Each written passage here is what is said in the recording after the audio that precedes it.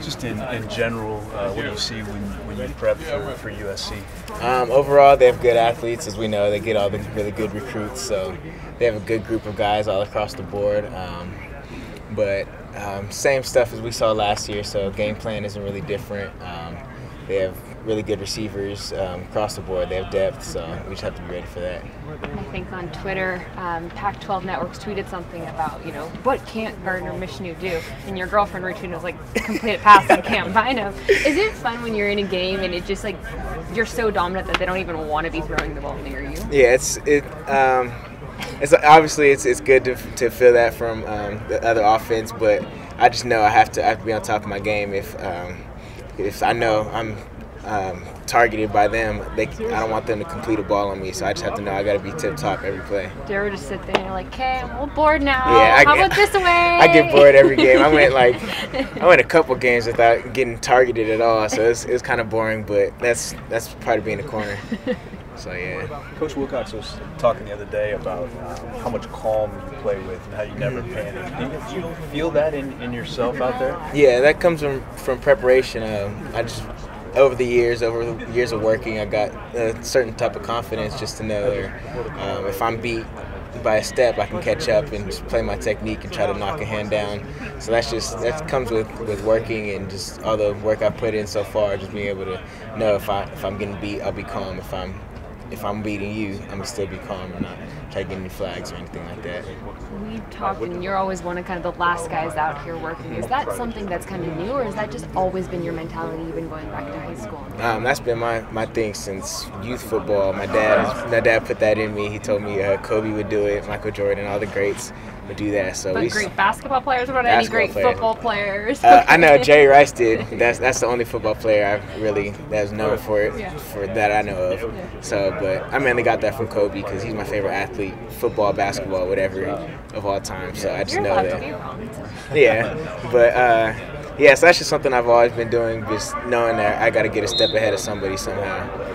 Is it mostly your footwork you work on, or is it just anything in particular, or just more stuff? I do footwork every day just because that's the base of everything. If you have good feet, you can basically do anything on the field. So my footwork, and then also work my technique every day. So I'm not killing my body. So just knowing I can do technique and footwork, but not do too much for my body. You obviously get up for any game, but does this mean anything more to you going to USC, playing in the Coliseum? Yeah, it for sure does. Being home, every kid that grew up in SoCal was a fan of USC at once, so no matter what, it's going to be fun to be playing the Coliseum. To bring you back to when I was in 6th grade, going to their games, paying money to go to it, and now I'm playing in the game, so it's really big for me. I think Rusty said Nico's got 40, 50 people coming. Are you going to have a pretty big contingent out there? Yeah, I told everybody they have to pay for their tickets. I'm not getting any tickets from anybody, so I have at least 20 people there. So yeah, it's tough.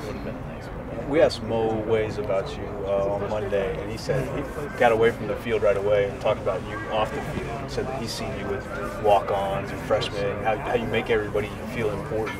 What's that mean to you to hear teammates talking about you that way? I'm glad that people see what type of person I am, just being able to treat everybody the same, being able to coach up the freshmen, me taking the time out of my day to help them and tell them what they need to work on, or if they have come to me ask about a question in school or around campus, I'll always have their back. So it's just, that's how I needed that coming in, so now I'm being able to look after people now. Were there people who did that for you when you got here? Oh yeah, for sure. DA, Darius Hollingsworth, he's probably my biggest mentor guy coming here. He was a corner, asking him all the questions. So when I came in, I barely knew anything about the defense. He had to teach it all to me because I was confused. Yeah. We were throwing around a bunch of our favorite plays of yours on Monday with the coach. And do you have a favorite play from your season? This season so far, other than the pick where I got my foot in, probably I think it was first game against North Carolina that I was alone over there at a bunch, and they threw a screen, and I was alone because they were hurrying up on us, and it was me against 3 people, and then I went and blew up a receiver and was able to reach over him and grab him and help on the tackle. So that was probably my favorite play, just because growing up I was never the most physical player, but now that I was working off season, I'm able to do that. You're taking lessons from Evan Weaver on hitting Exactly. guys. You're just going head to head. Yeah. It's being crazy. Exactly. That's exactly what I was going to ask you. Is everybody knows that you're a technician and the way that you play in pass coverage, but do you think you get enough attention for what you do physically on the field? I don't think I get much attention at all, but obviously if the linebackers, if the run gets past them, I'll be there to help them get the tackle. And especially last year, I had my tackles really high, so I just think I'm able to help out in the run a little. Between last year and this year, have there been really any more tangible changes that you've really made in your game that you've seen? For sure with my speed and strength. Last year I was playing at around like 170. This year I'm 193 right now, so I put on a lot of weight, so I feel a lot more sturdy out there. Getting off of blocks a lot easier, so then my speed, it's not as much of a struggle running deep with the small, fast guys. That's probably the biggest thing I've worked on all off season. Cam, do defensive guys love the games you've had the last couple of weeks where it's sort of all on you guys because it's low scoring and kind of grind it out, and one play can change the game. It's not 48 to 47. Yeah, it's old school football. That's how we used to watch football growing up before offenses got crazy and started scoring so many points. So now we love just being able to put the game on us and being able to just know that we got to do our part to help us win. And did you grow up watching SC play when you were? I did, for sure. Yeah. Were you an SC guy? I was for a little, and then I started branching out, learned more about what college is like, and I started branching out. Didn't really have a team. Sure. Did you ever see games at the Coliseum when you were? Oh yeah, I used to go to games all the time. What was that like? It was crazy. I thought it was like an NFL game. I thought players were celebrities, and now.